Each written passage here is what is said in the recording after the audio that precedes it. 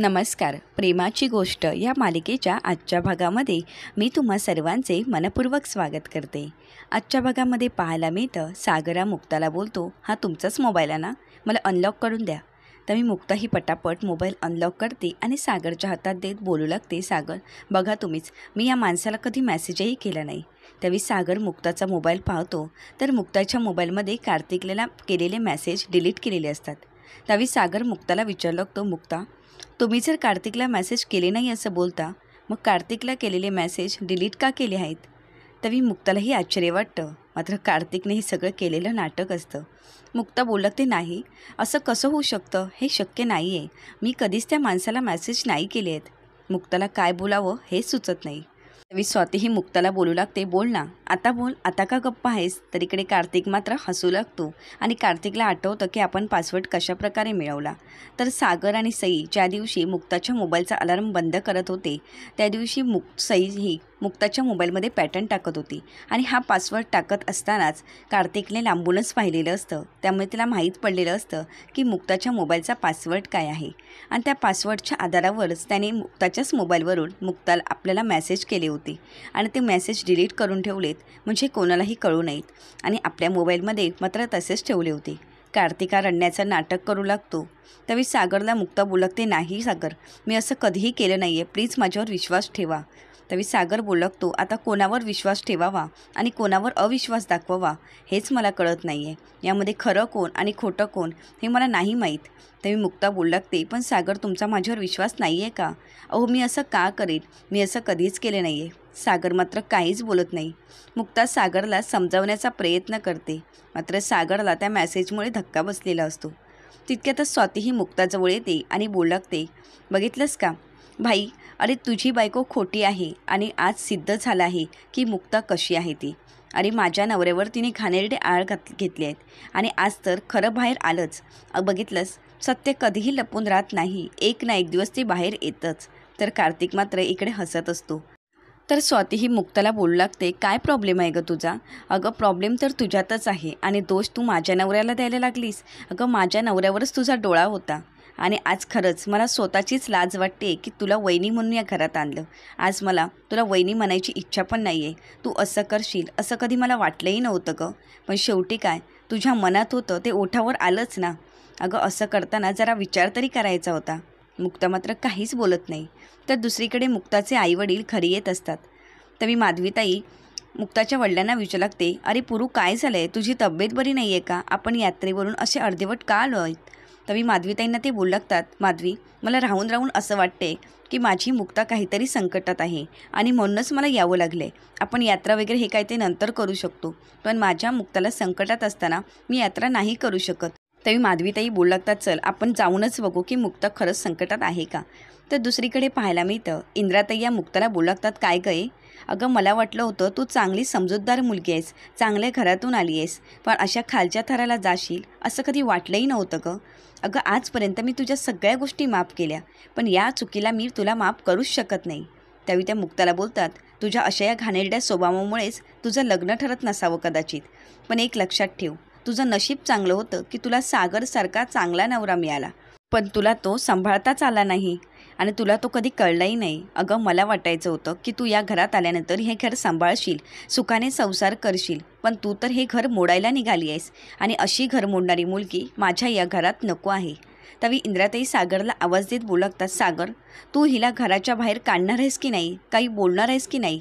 मात्र सागर काहीच बोलत नाही. मुक्ताला मात्र खूप वाईट वाटत असतं. तरी इंद्राताई बोलतात, नाही, या मुलीला मी या घरात नाही ठेवू शकत. मी या घरात हिला सईची आई म्हणून आणलं होतं, पण आता नाही.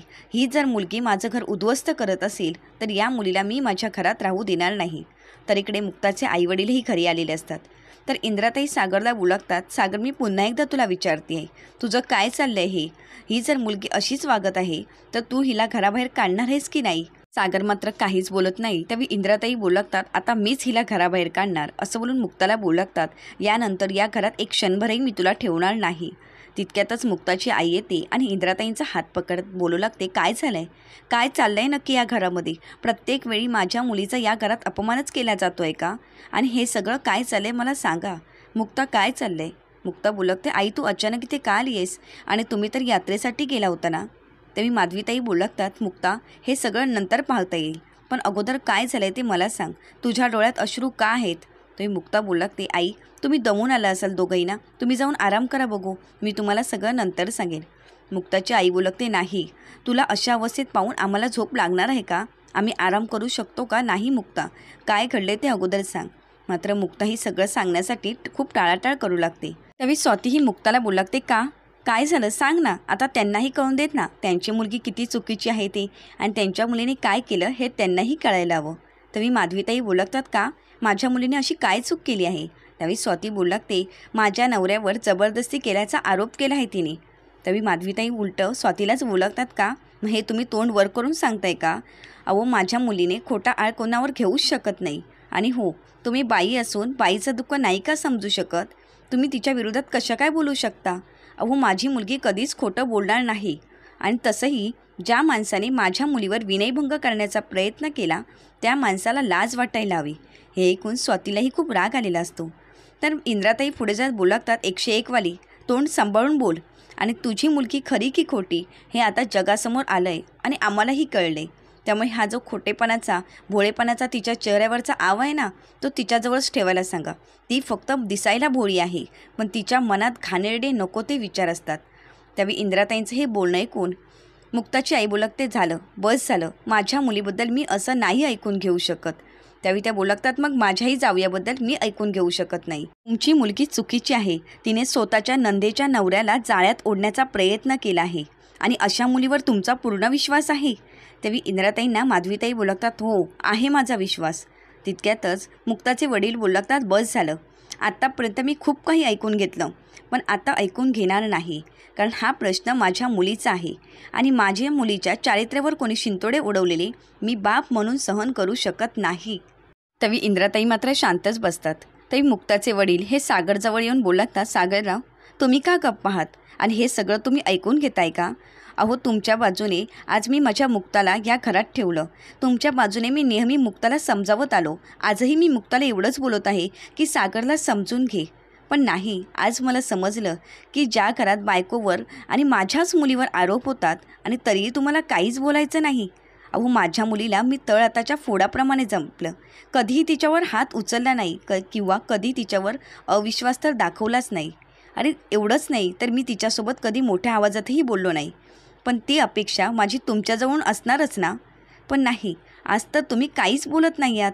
माझी मुलगी या घरात राहून काय काय सहन करते हे मला चांगलंच माहिती आहे. आज तुमच्या बायकोवर घाणेरडे आरोप केले जात आहेत, तरी तुम्ही गप्पच आहात. माधवीताई येऊन बोलू लागतात, सागरराव तुम्ही गप्प का, उत्तर द्या ना. मात्र सागर काहीच बोलत नाही. तरी माधवीताई बोलू लागतात, माझ्या मुलीने तुमच्या घरासाठी किती काय केलं हे तुम्हाला पुन्हा सांगायची गरज आहे का? पुन्हा पुन्हा तेच उकळून काढू का मी? अहो तुमची सई तुमच्याजवळ आहे कोणामुळे? फक्त मुक्तामुळे. तुमचा मुलगा आदित्य तुमचा द्वेष करायचा, पण तो द्वेष त्याच्या मनातून दूर करण्यासाठी या मुलीने जीवाचं रान केलं आहे, हे नीट तुम्हाला माहीतच असेल ना. तरी तुमचं हे काय चाललं आहे? तुम्हाला बाजू घ्यायचीच नाही आहे का माझ्या मुलीची? त्यावेळी सागर मात्र काहीच बोलत नाही. त्यावेळी इंद्राताईही बोलू लागतात, काय त्याला विचारताय? तरी माधवीताई बोलू लागतात, सागरराव तुम्ही शब्द दिला होता की माझ्या मुलीचा नीट सांभाळ करेन, पण आता पतिधर्म पाळा ना. इंद्राताई चिडून बोलू लागतात, का माझा मुलगा आता काहीही बोलणार नाही, आता तो काय बोलू शकतो? अहो तुमची मुलगी जर या घरात नीट राहिली असती ना तर हे सगळं घडलंच नसतं. आज हे सगळं तुमच्या मुलीमुळे घडलं आहे. त्यावेळी मुक्ताचे वडील त्यांना बोलू लागतात, नाही, माझ्या मुलीने कधी आमची मान खाली घातलीच नाही, आणि आमच्या मुलीवर आमचा पूर्ण विश्वास आहे. पण एक लक्षात ठेवा, ज्या घरात नवरा बायकोवर विश्वासच ठेवत नाही त्या घरात माझ्या मुलीला मी क्षणभरही राहू देणार नाही. हे ऐकून सागरला धक्काच बसतो. सागर मात्र कोणाला काहीच प्रतिक्रिया देत नाही. तर मुक्ताचे वडील मुक्ताला घेऊन जात असतात. तरी बापू बोलू लागतात, अहो पोरू भाऊ जरा ऐकून तरी घ्या, आपण एकत्र बसू आणि एकमेकांची समजूत काढू, आपण हवं तर एकत्र बसून यावर निर्णय घेऊ ना. तरी बापूंना पुरुषोत्तमराव बोलू लागतात, नाही, आता मला कोणत्याही गोष्टीत एकत्र बसून यावर निर्णय घ्यायचा नाही. अहो ज्या घराचा करता पुरुषच गप्पा बसतो त्या घरात माझ्या मुलीला मी थांबू देणार आहे का? नाही, तसंही मी माझ्या मुलीला या घरात ठेवणार नाही, कारण माझ्या मुलीला या घरात काहीच किंमत नाही आहे आणि ती सगळं सहन करते, पण आता ही झालेली जखम ती नाही सहन करू शकत. तर मुक्ताचे वडीलही मुक्ताला घेऊन जायला बोलू लागतात, मुक्ता बाळा चल घरी. मात्र मुक्ता बोलते, बाबा ऐकून तरी घे, तेव्हा ते बोलतात, नाही मुक्ता, आता मला तुझंही ऐकायचं नाही आहे. अगं तुला कसं कळत नाही, तू म्हणजे आमचा जीव आहेस. अगं तुला आम्ही तळहाताच्या फोडाप्रमाणे जपलाय. तुला लहानपणी जरा जरी दुखापत झाली ना तर तुझी ही आई त्या मैत्रिणींना जाऊन ओरडायची. अगं तू म्हणजे आमचा जीव आहेस, त्यामुळे तुला आता या घरात आम्ही नाही राहू देऊ शकत. आणि आज बाप म्हणून मी जर असं केलं ना तर मी स्वतःच्याच नजरेला नजर नाही ग देऊ शकत. मुक्ता चल. तरी मुक्ताचे वडील मुक्ताला घेऊन जात असतात. त्यावेळी ते पुन्हा एकदा सागरजवळ येतात आणि बोलू लागतात, सागरराव, माझ्या तुमच्याकडून खूप अपेक्षा होत्या हो. मला वाटायचं की कोणतंही संकट आलं तरी तुम्ही तिच्या पाठीशी खंबीरपणे उभे राहाल, पण नाही, तुम्ही आज मला निराश केलं. पण माझ्या मुलीने प्रत्येक वेळी तुम्हाला दोषांसकट स्वीकारलं. अहो तुम्ही दारू प्यायचात, तुमचा रागीट स्वभाव, तुमची असणारी मनमानी, हे सगळं सहन माहीत असूनसुद्धा मी सगळ्या गोष्टीकडे दुर्लक्ष केला आणि मी तुमचं दोघांचं लग्न लावून दिलं. कारण मला वाटायचं तुम्ही जरी बाकीच्या गोष्टी चुकीच्या असलात तरी व्यक्ती म्हणून एक चांगलेच असणार आहात, पण तो माझा गैरसमज होता. आज मला असं वाटतंय की तुम्हा दोघांचं लग्न लावून मी खरंच मोठी चूक केली. मी जे बोलतोय ते चुकीचं आहे आणि माझा गैरसमज झाला असं जर तुम्हाला वाटत असेल तर तो सिद्ध करून दाखवा, असं बोलून मुक्ताचे आईवडील मुक्ताला घेऊन जात असतात. तरी सागरही मुक्ताजवळ पाहत असतो. मुक्ताचा पाय काही घरातून निघत नसतो. तरी सागर मनाशीच बोलू लागतो, मुक्ता, तुम्ही निर्दोष आहात ते मला माहीत आहे, पण तुम्हाला जर सिद्ध करायचं असेल मला हे, तर मला इथेच थांबावं लागेल. तरी सागर मुक्ताला सिद्ध करण्यासाठी त्याच घरात थांबतो. तर दुसरीकडे मुक्ता मात्र खूप विचार करत बसलेली असते. तिला सगळा झालेला प्रकार आठवू लागतो. तितक्यातच मिहिका येते आणि बोलू लागते, ताई, हे सगळं जे काही घडले ते मला माहीत आहे. मला खरंच त्या माणसाची लाज वाटते आहे.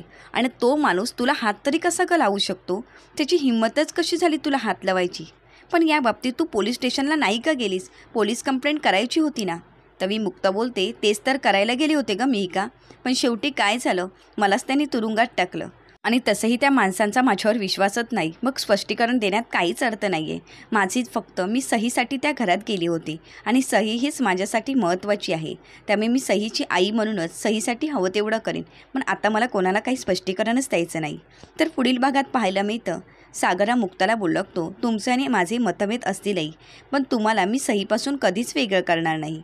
तरी स्वाती ही सागरला बोलू लागते, एवढं सगळं होऊनही तू मुक्ताला सहीची आई मानतोयस का? मात्र सागर काहीच बोलत नाही. तर इंद्राताईंनाही सागरचा खूप राग येऊ लागतो. तर दुसरीकडे पाहायला मिळतं, सावनी ही मुक्ताला बोलू लागते, तुझ्या दुःखात सहभागी होण्यासाठी आली आहे. तरी मुक्ता ही सावनीला बोलते, एवढे कष्ट घेऊन यायची काहीच गरज नव्हती आणि तसेही तुम्ही नाही आलात तरी चाललं असतं.